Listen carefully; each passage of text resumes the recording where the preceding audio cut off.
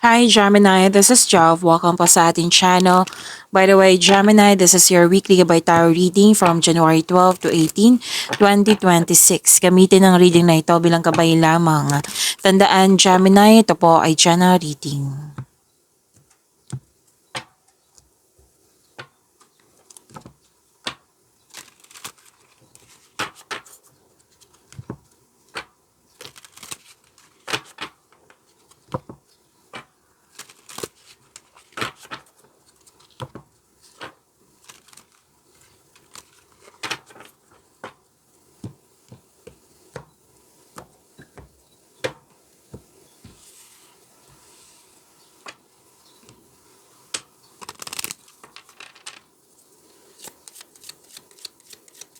Angel number for this week, January 12 to 18, 2026 para kay Gemini. Growth. Wow. Angel number 1010. Sabi po dito, spiritual awareness is opening you to all that you are ready to see. Your destiny is being fulfilled. Keep your intentions pure with your eyes looking ahead, and you will continue to increase the growth that is here. To attract more blessings, let us say the power affirmation. Let us say, the more I invest awareness in my growth, the closer I continuously become to the outcomes I am seeking. So, this is about growth. Ang ganda nito, growth and expansion. May mangyayari, like, may mangyayari na naka-destiny sa'yo for this week. Okay? Tapos, ang advice dito, take an action with clear intention. Okay? Determination with clear intention para ma-achieve mo itong success na nakikita ko dito. Okay? So, growth is success.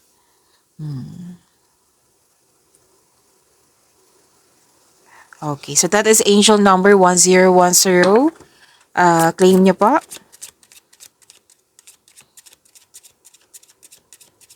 Maraming salamat po sa inyong patuloy na suporta sa mga nag-donate, sa mga hindi nag-skip ng ads.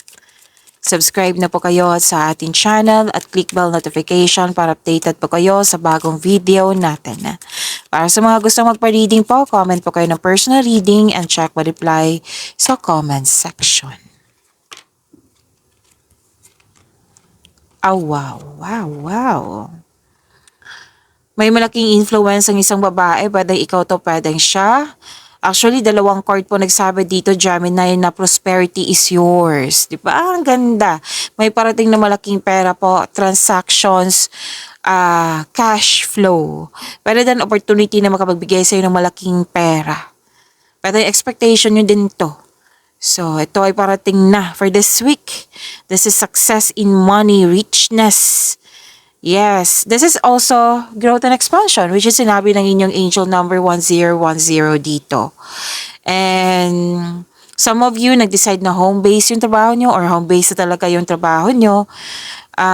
Nakikita ko rin dito may nag-uusap tungkol sa property at or sa domestic matters at may planong mag-staycation sa bahay kasi you felt calm, relaxed, and security pag nasa bahay kayo.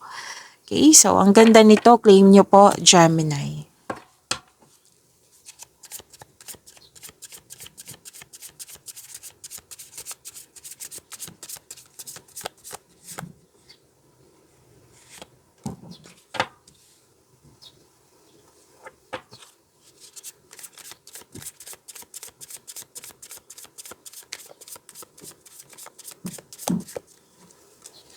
Para sa mga bago dito, kung may napansin kayo na repeating message, yan po yung pinupush ng card sa inyo.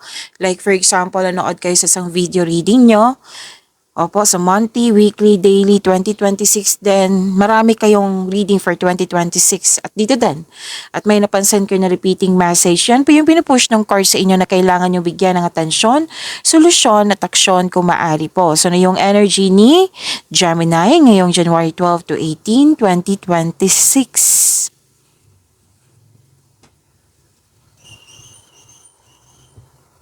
Wow, this is about wealth. Nagkaroon ng time sa family or sa group of people. This is inheritance. This is completion of cycle. Makakatanggap ka ng mana, pensyon, or retirement, or masaganang ani ng buhay. Yung sabi ko kanina, nag-spend time ka sa grupo ng tao or sa family mo. Nag-save ka para sa iyong sarili, sa pamilya, as isang specific person na tutulungan mo.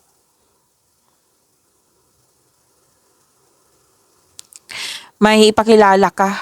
Pwedeng sa partnership to, na ipakilala ka sa grupo ng tao or kayo ay may ipakilala sa grupo ng tao.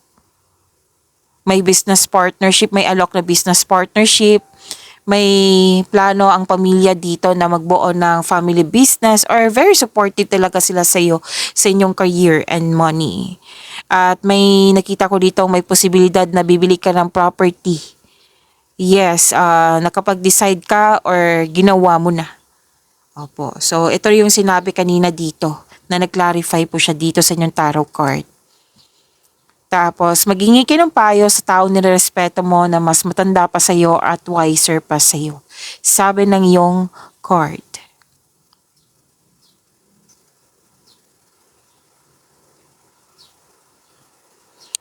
So, andito pa rin yung bakasyon na nakikita ko.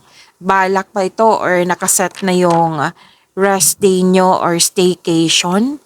Oo, or vacation na which is sinabi ko kanina dito at dito din. Kasi pagod or stress. Opo, na gustong mag-leave muna, magbakasyon muna, magpahinga. Which is sinabi naman ng card mo dito na kailangan talaga magpahinga. Na kailangan mag-relax, calm your mind, reflect, tamang tulog, tamang meditation. Kasi ang pagpapahinga po ay nakapagbigay ng increased productivity and a healthier mental state. Kumbaga, you want space. Kasi ang space sa iyo ay pahinga. May tao talagang ganyan na space para hindi magkaroon ng exhaustion, yung exhausted ka or stress, anxiety, yan. So, yan din po ang advice ng card dito na kailangan ng tamang pahinga. At andito din sa dalawang card mo na structure, magpapatayo ng bahay, bibili ng property, magpapatayo ng negosyo.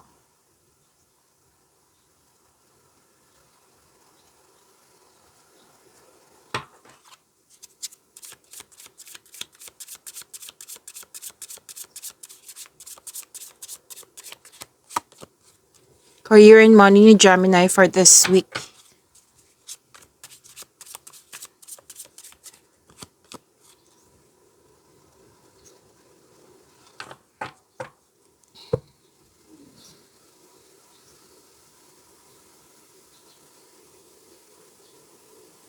Nakita ko yung pagod mo dito kasi sobrang sipag mo sa trabaho mo. Hard work, productivity, hard work, dedication sa trabaho or sa negosyo for financial prosperity. Sinabi ng card mo dito na ipagpatuloy mo yung pagsusumikap mo, keep up the great work. Kasi nakikita ko dito yung tagumpay sa pananalapi, yung resulta sa inyong pagiging productive sa araw-araw, taas ng tagumpay po, lalo na sa kaperahan mo. Ang ilan sa inyo nag-aaral ng new skill or ine-enhance nyo po yung skills nyo para ma-increase yung income. Kumbaga, gumagawa ka ng positive. What I meant is gumagawa ka ng passive income. Alam nyo ba, sinabi ng card nyo dito, Gemini, na itong self-study nyo or nagpa-enroll kayo, studying or practicing, it will lead you to abundance. Magbibigay ito ng abundance sa'yo. So, basta sinabi ng card nyo dito sa inyong angel number 1010 na may ginawa kayo na nagkaroon siya ng growth. Okay, so kung ano man tong ginagawa mo dito, set a clear intention na magagawa mo para ma-achieve mo itong success na sinasabi dito. Which is nag-clarify, di ba? Okay?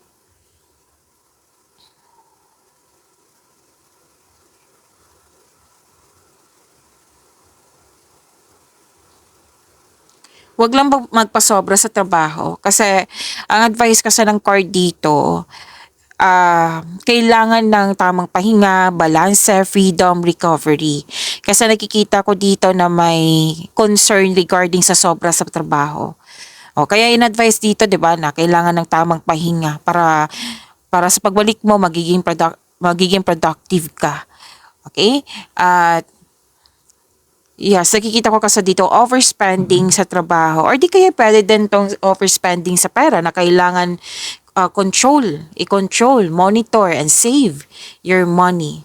Pero din nagtitiis ka sa toxicity, nagtitiis ka sa isang sitwasyon na yun nga, na hindi mo gusto na naging toxic, yan.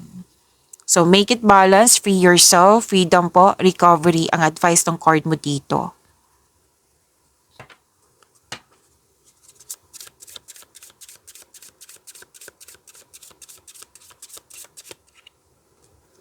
Love life, self-love, partnership, and romance.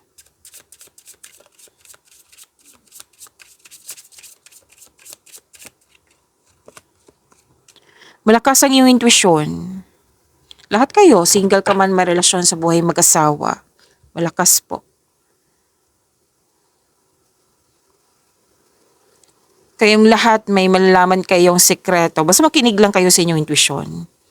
Kung may sekretong mabubulgar at magkakaroon kayo ng honest conversation, kung ito ay malapit sa iyo ha, opo. Kasi may nakita ko dito ng loko, hindi totoo. Yan.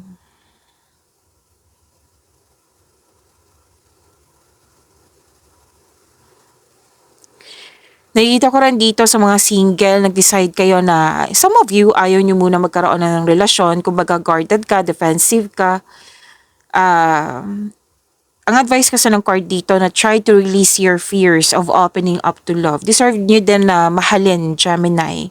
Para sa mga relasyon sa buhay mag-asawa, umiiwas ka ng away or confrontation para hindi ka o kayo masaktan. Kumbaga, nililimitahan nyo po yung sarili nyo. So, yung sinabi ng card dito na, advice ng card nyo dito na kailangan i-release itong fear na ito. Okay, magtiwala sa inyong sarili, magtiwala sa inyong connection. Kung may concern, mag-usap ng mahinahon. Pagyamanin niyo po yung blessings na binigay sa inyo, Gemini. See you tomorrow. Maraming salamat po.